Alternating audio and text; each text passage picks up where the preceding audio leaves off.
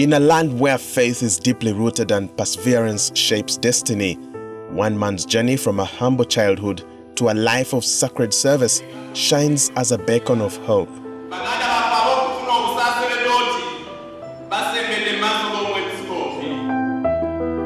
This is the story of Reverend Father Joseph Kakooza Nyanzi, a priest, mentor, and faithful servant of God.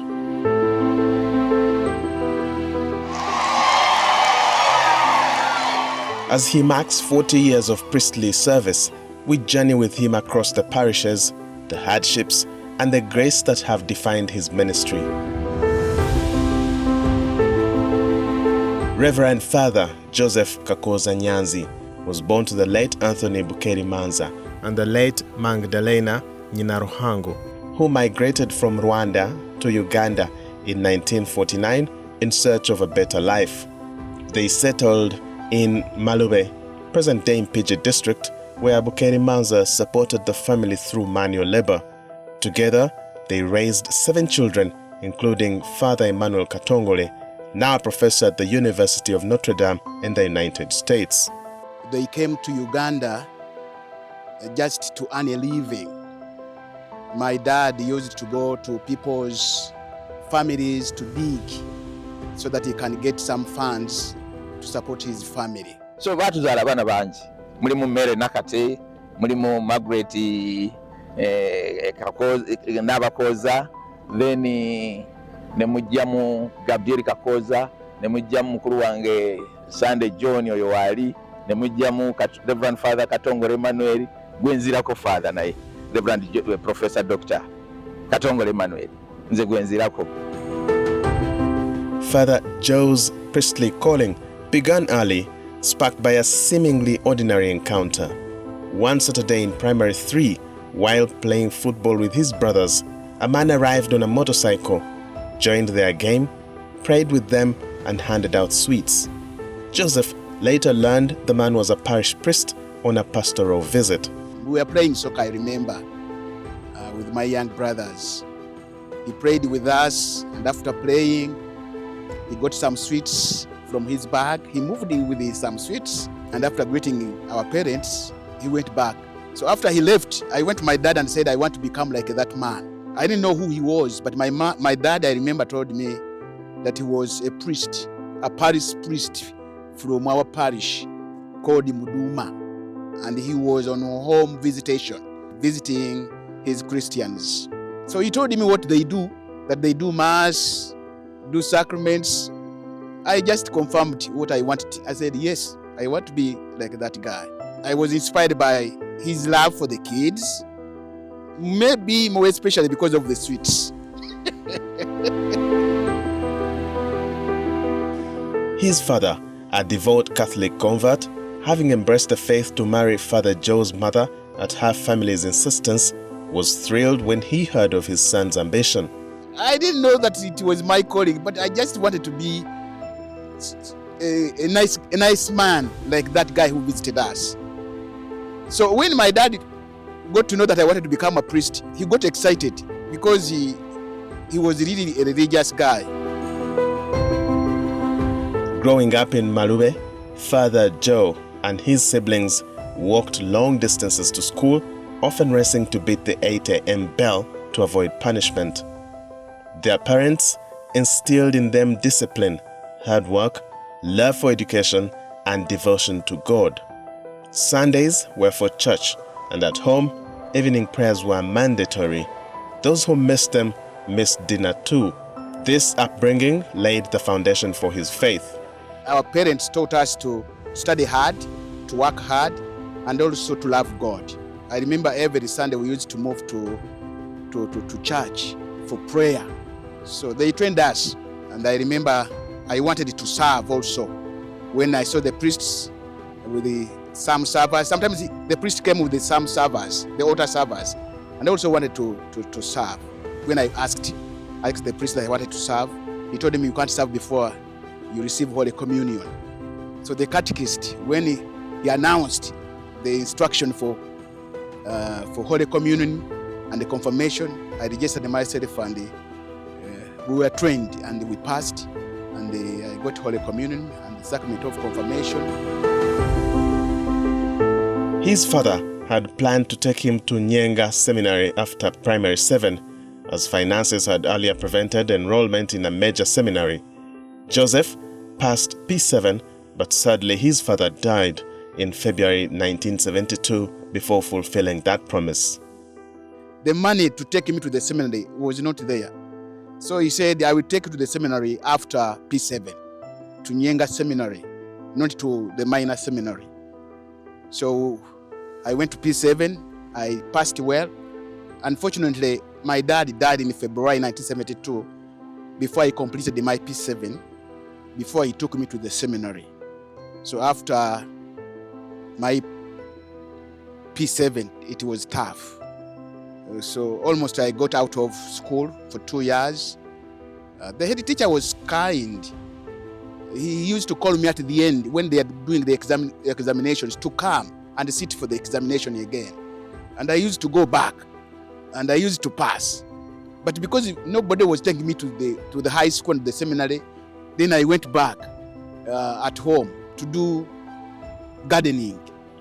It was during that uncertain period that divine providence intervened. While picking coffee one day, Joseph was summoned by his brother. A man named Silas Kasule asked if he still wanted to become a priest. When Joseph said yes, Silas took him home, bought him clothes and supplies, and introduced him to his son, seminarian Alex Chizito, who accompanied Joseph to the seminary. Looking back, Father Kakooza remembers vividly. Mr. Silas Kasule told me, go, dress up, I'm taking you to the seminary. I could not believe it. I remember running to our small room where we were raised, dancing in the room, but because I didn't have anything to put on, immediately I went out and said, I'm done. He took me to his home. He bought for me everything I wanted. I had another son who was a seminarian called Alex Chizito. He died. So it was Alex who took me to the seminary to do the interview. I did it and then I passed well and they allowed me to study. So it was Silas Kasule who came for me after 2 years. I got to know that my dad, before he died, he had talked to him because he was a friend, that he had a boy who wanted to become a priest.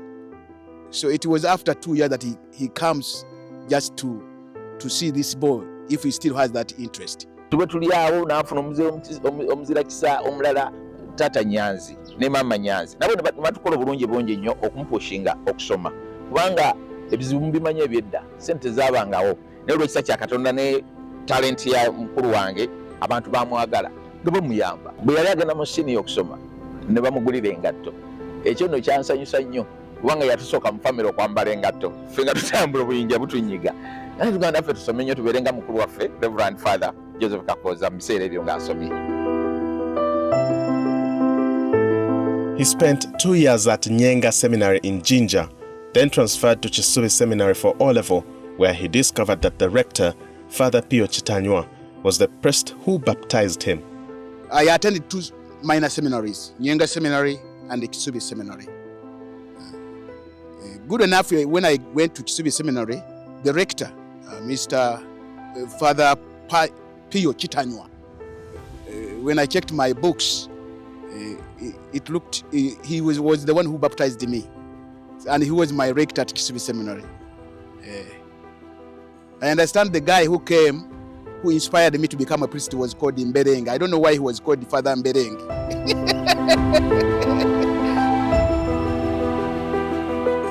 Later, he joined Katigondo National Major Seminary. Before theology, he was posted to his home parish in Muduma for a pastoral year program, while his friend Zachary Rweza was posted elsewhere. When the vocation director came to our seminary at Katigondo to announce where we are going to do our pastoral experience here, I remember he mentioned that Rweza, Zachary, Anthony, and Joseph Kakooza are going to do their pastoral spiritual year at Nkokonjeru Parish. I remember I was sitting at the back because we were very great friends with the Father Zachary Rweza, I moved up and we hugged. So the vocation director, when he saw us hugging, said, these guys, if they go together, we are going to miss them. Eventually, after some time, when I opened my letter appointing me to a parish to do my pastoral experience here, I find that mentioning, instead of Kokonjeru, mentioning Muduma Parish. They did. So Father Zachary went to Kokonjeru and I went to Muduma Parish for my pastoral experience. It was during the same year that he faced his most traumatic experience. One day, government soldiers stormed the parish while his parish priest, Father John Mary Serunjoji, was away and demanded for car keys. Joseph refused and was severely beaten. They asked me to give them the keys for the car over my parish priest. I refused to give them the keys. They beat me. They beat me. They went to PP's room. They took wine. They took everything. But they didn't take the keys. Because I knew that was not their car. It was bad to steal. And I also knew that if things are going to get worse, we are going to use the car. Now, if it goes, how are we going to move from that place? And in fact, it helped us. Because when he came back, we used the car to go to Bolo Parish. And then the people at Bolo, Father Secretary, I remember, received us so well. In fact, I went to the major seminary from Bolo Parish, not from Muduma Parish. Because still there was some chaos in Muduma. In 1982, he was accepted at Gaba Major Seminary for Theology, was installed as an acolyte and became a deacon in 1984. His priestly dream was realized on July 27, 1985, when Cardinal Emmanuel Nsubuga ordained him at Lubaga Cathedral. That very day, Uganda experienced a coup which disrupted celebrations. But also July 27 was a chaos day. That's the day when the government was taken over. Obote II was taken over by Lutua. I remember we had just been ordained in the church and somebody announced, be careful, the government has been taken over. I remember we didn't go back. I spent the night at Lubaga in the social center. We got a room where we squeezed ourselves with the newly ordained priests.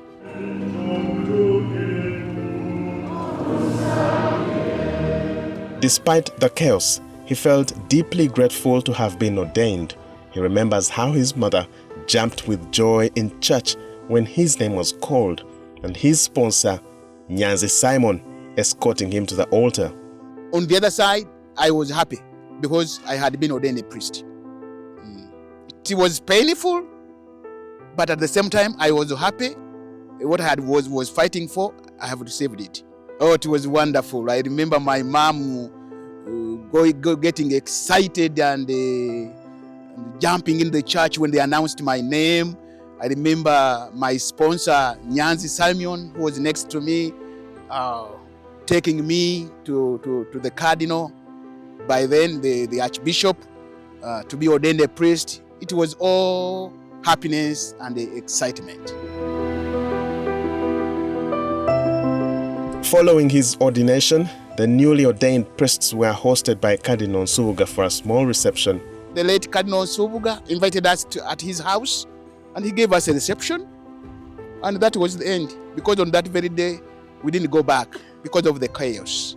We just slept at the hill. I remember going to my parish, Muduma, the following day, and I had my Thanksgiving Mass there. His first posting was at Kangulumira Parish, followed by Katende, and then 3 years as acting parish priest in Nadangira. Later, Cardinal Emmanuel Wamala asked him to pursue a course in apostolic theology at Notre Dame University in the US, where he also served at Holy Family Church while studying. When I went, the bishop of Fort Wayne, South Bend, the late Johnny Darcy, yes, he appointed me to Holy Family Church, and there I served for 2 years as I was doing a course at Notre Dame University. On his return to Uganda, he served briefly in Gayaza Parish before being transferred to Nakasongola in November 1992. He describes Nakasongola as his longest and most challenging posting, spanning 13 years with about 60 sub-parishes, many of them only accessible by long motorcycle rides. It was a big parish.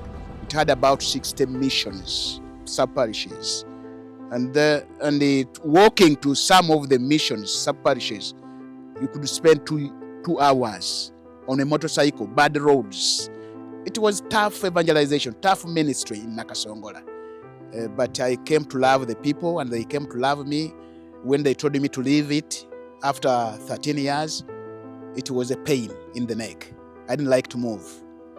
But as priest, you know, we have to be very obedient. I had to accept what the bishop told me.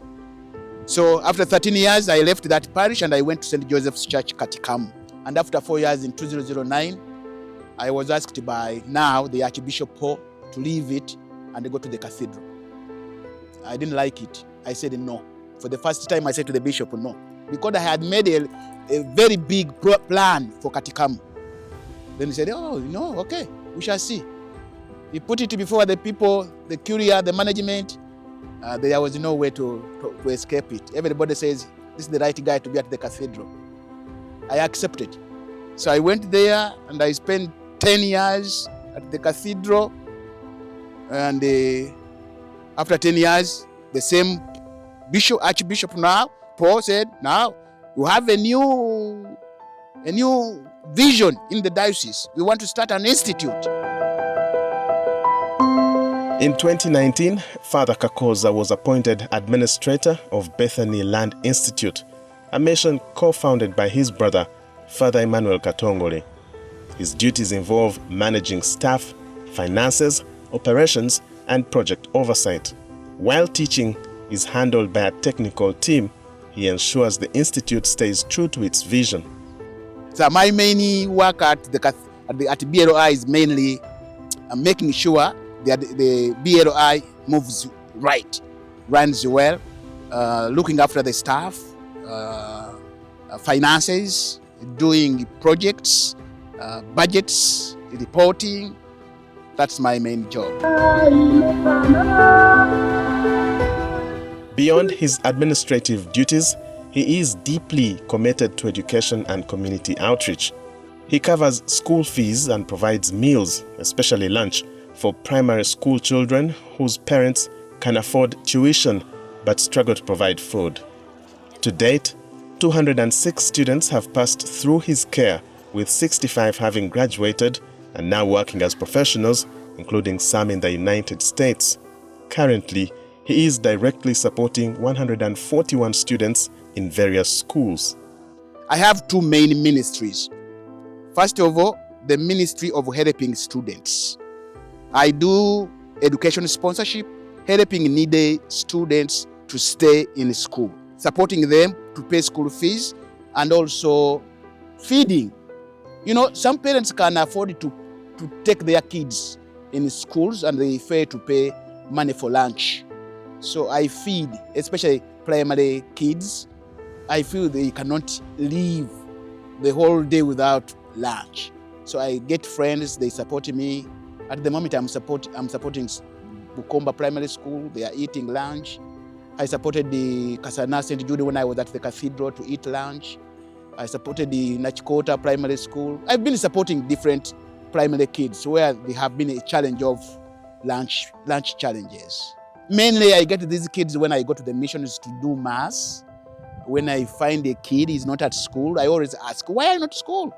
It's time for school. So when they say, I don't have anyone to pay school fees, I register those kids. Fortunately, I have some friends in America. I share experiences, and they have come on board to support me. I have different people supporting me. As I speak now, I think I have 206 students in my fraternity. People who have gone through my hand as students.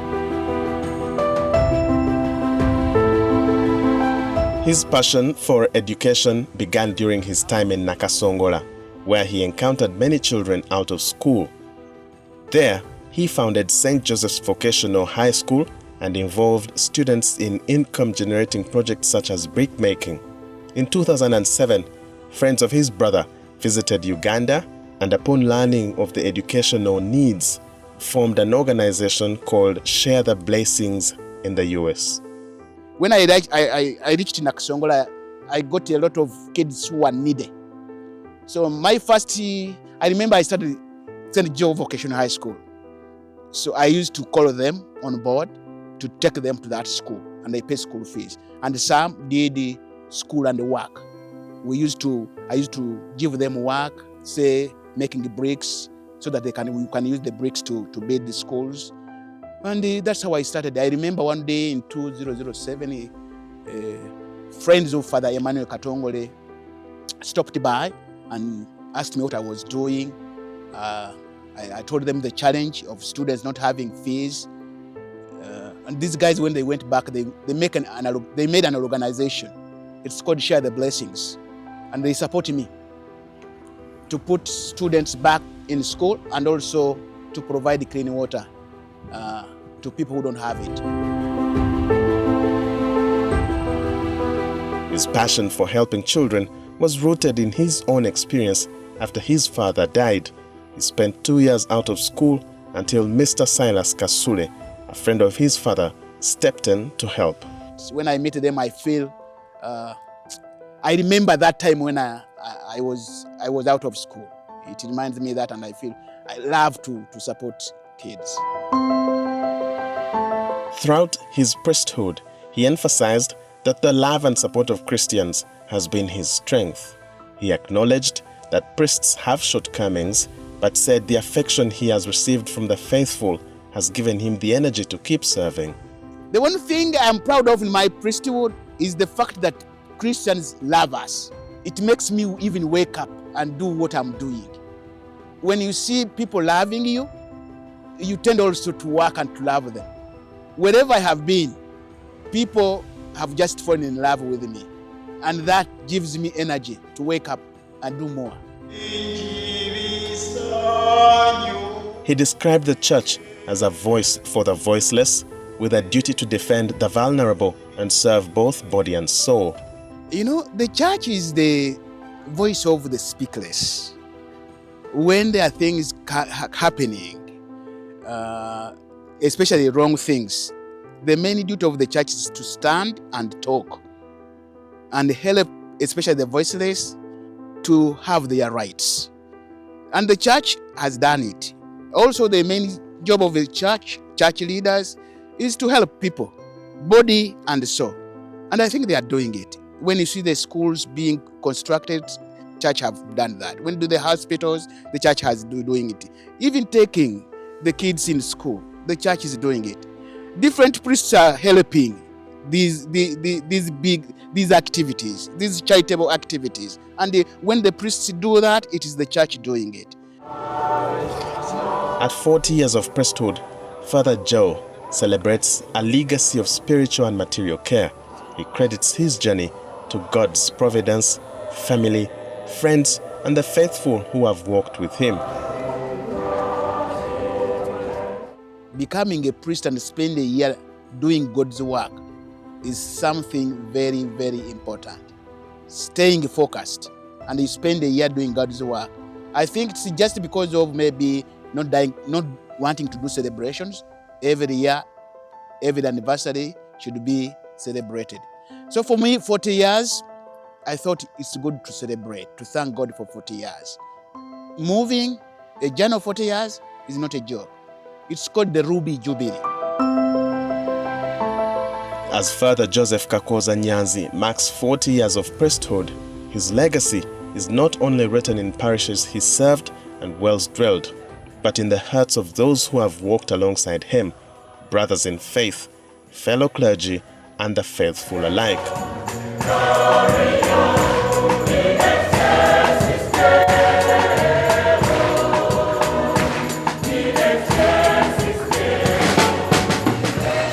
It's such a great occasion that Father Joe is celebrating 40 years. One, we have to thank God for the gift of 40 years as a priest, and we need to celebrate that. Two, we have to thank God as a member of our family. God has loved us in the family. God has been gracious to us.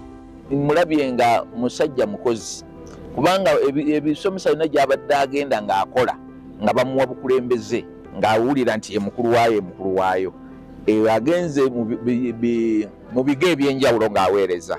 Omukama amuwadde omukisa ate naye n'atatuswaza n'alaga talenti ye kubanga talenti tugiragira ku bye tukola n'emikwano. One priest remembers the first meeting with him as a seminarian, admiring how Father Joe, then serving both as parish priest of Nakasongola and the diocese treasurer general, tirelessly commuted long distances for diocesan meetings. They used to have many meetings, celebrations. I remember with the late Archbishop Cyprian Kistorwanga, by then our bishop, they used to have so many meetings. And when it came to like a celebration, a Sunday celebration, you would see Father Kakooza driving like about midnight, going back to Nakasongola. So in a way, we can say Father Kakooza did inspire us as a seminarian. Looking at him, how busy he was, and always working with joy, commuting from Nakasongola, as I have said, to the diocese, meeting programs, appointments. This is the man, Father Kakooza, whom if you have an appointment with him, you are sure you'll find him in the office. He keeps time. He never complains when you have an appointment with him. He will never say that I'm tired, I'm going. What you need to do is to keep time, and he's always ready to receive you. When that seminarian eventually became a priest, he had the privilege of working closely with Father Joe, describing him as cooperative, generous, and ever ready to serve. Even now, though not directly assigned to a parish, Father Joe insists on participating in pastoral work. He asks to be included in the Sunday Mass schedule ahead of time, keeps to it, and always follows up with a message of gratitude. When we share our program, that Father, you'll go to this outstation on these days, he normally responds, "Thank you for giving me the opportunity to serve." That statement always touches me. He takes it as an opportunity. And when he comes back, he normally sends a text. I have never done that. I was once security. I have never sent a message to my parish priest thanking him that I'm back. This is what I saw in the outstation. He gives a report. His brother, Father Emmanuel Katongole, recalls how his leadership emerged early, especially after the death of their father. Father Joe, then just a teenager, took charge of the family, organizing his younger siblings with maturity beyond his years. That same responsibility would later guide his priesthood, forming a servant leader whose joy, even in moments of trial and illness, never faded. Our father died when we were young. I was 12 years old. Father Joe was 15 years old when Dad died. But Dad's wish was to see all us educated and as Christians.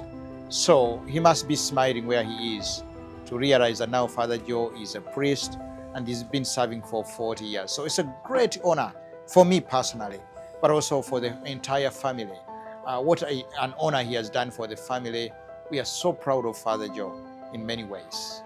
The second thing that I can talk about Father Joe, knowing him growing up, how responsible he was and how hardworking already as a young boy, especially since our dad died when we were young.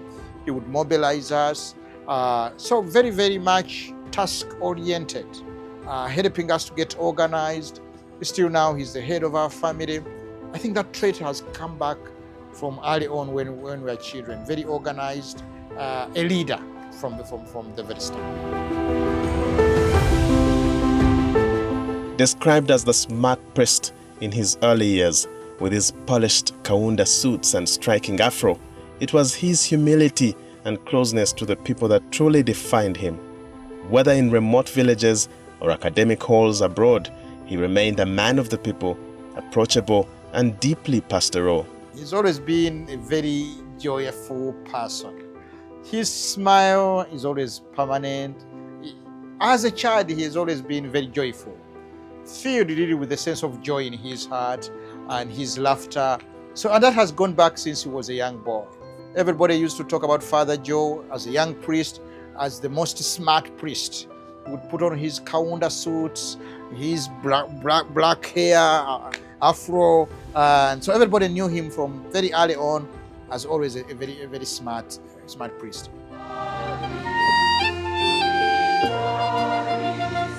Today, he is not only a priest, but also a brother, a mentor and a friend, still walking with others, still lifting them up, still giving thanks for every opportunity to serve. Congratulations. We are all joining you to thank God for the gift of priesthood that you have worked through for these 40 years. So congratulations. Secondly, I want you to know how proud we are of you. As a family, as anybody who has known you, we're very, very proud of you. Thirdly, we are praying for you for the next phase of your ministry, that you continue to be the joyful, the servant leader that you are, that you continue to gather God's people. We are so proud of you. May God continue to bless you, and we wish you a very good celebration of 40 years as a priest. In a world longing for hope and compassion, the life of Reverend Father Joseph Kakooza Nyanzi is a testament to God's enduring grace, a servant shepherd tending both souls and bodies with unwavering love.